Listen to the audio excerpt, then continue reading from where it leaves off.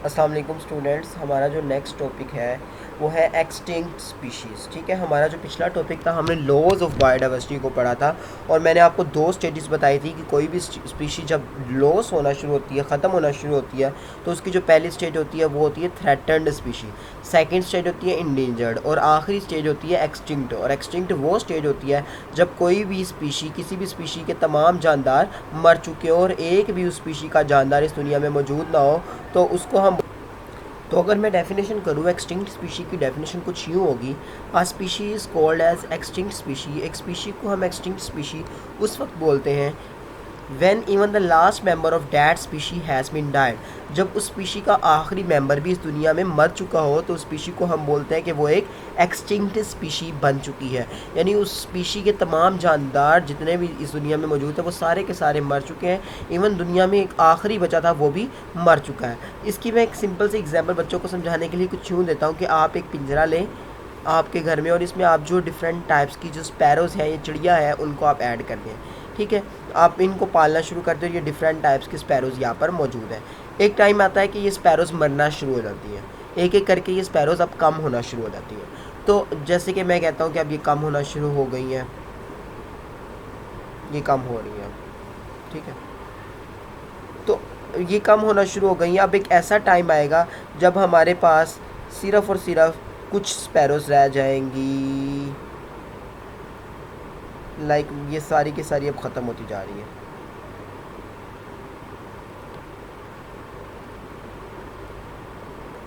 तो एक ऐसा टाइम आया कि हमारे पास एक स्पैरो बची, आखिरी स्पैरो बची, लेकिन फिर वो टाइम आया जब ये भी मर गई है। तो अब हम कह सकते हैं कि ये अब जो स्पैरोज थी ये अब क्या हो चुकी हैं, एक्सटिंक्ट हो चुकी। ठीक है, तो अब हम इसको बोलते हैं कि ये अब एक्सटिंक्ट हो चुकी हैं, कि सारी की सारी स्पैरोज ख़त्म हो गई हैं, उनका जो आखिरी मेंबर था वो भी मर चुका है। अब एक्सटिंक्ट होने की डिफरेंट रीजंस होती हैं। क्या क्या रीजंस होती हैं, ये सारी रीजंस हम पढ़ चुके हैं।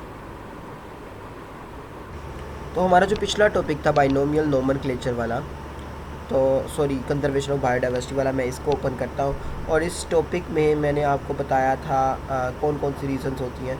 तो आपको पता होना चाहिए कि कौन कौन सी रीजंस होती हैं। तो habitat loss, introduction of new species, removal of species, deforestation, over hunting, pollution, और उसके बाद हमारे पास आती हैं, sorry for the background disturbances।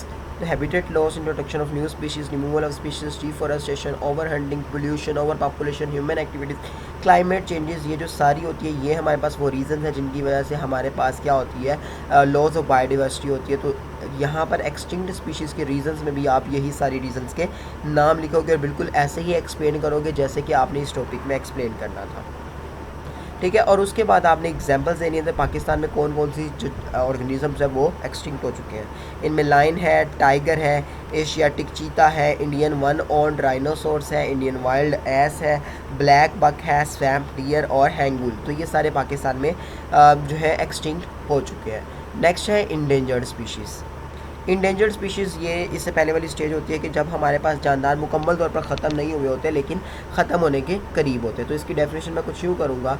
Endangered species, N endangered species is that species that is at the risk of extinction in near future. जो कि आने वाले वक्त में जो है एक्सटिंक्शन के तक पहुंच जाएगी, उसको हम बोलते हैं इंडेंजर्ड स्पीशीज़। तो इसकी भी रीज़न सेम वही रीज़न है, आप सिर्फ उनके नाम यहाँ पर लिख कर एक्सप्लेनेशन की ज़रूरत नहीं है। तो एग्जांपल की बात करेंगे, सबसे पहले इंडस डॉल्फिन है। इंडस डॉल्फिन फ्रेश वाटर में पाया जाने वाला मैमल है और पाकिस्तान में अब 600 एनिमल्स रह चुके हैं।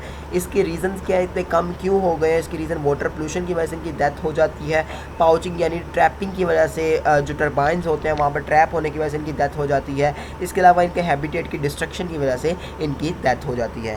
Marco Polo ship, Marco Polo ship जो है ये कोहे हिंदू कश और कोहे कराकरम में पाए जाते हैं। इसके अलावा खुंजराब नेशनल पार्क में पाए जाते हैं। हंटिंग की वजह से इनकी तादाद काफ़ी कम पाकिस्तान में होती जा रही है और गवर्नमेंट ने एक पार्क बनाया खुंजराब में, और जिसे कहा जाता है खुंजराब नेशनल पार्क, और वहाँ पर इनको स्टोर किया गया ताकि इनको नापैद होने से या एक्सटिंक्ट होने से बचाया जा सके।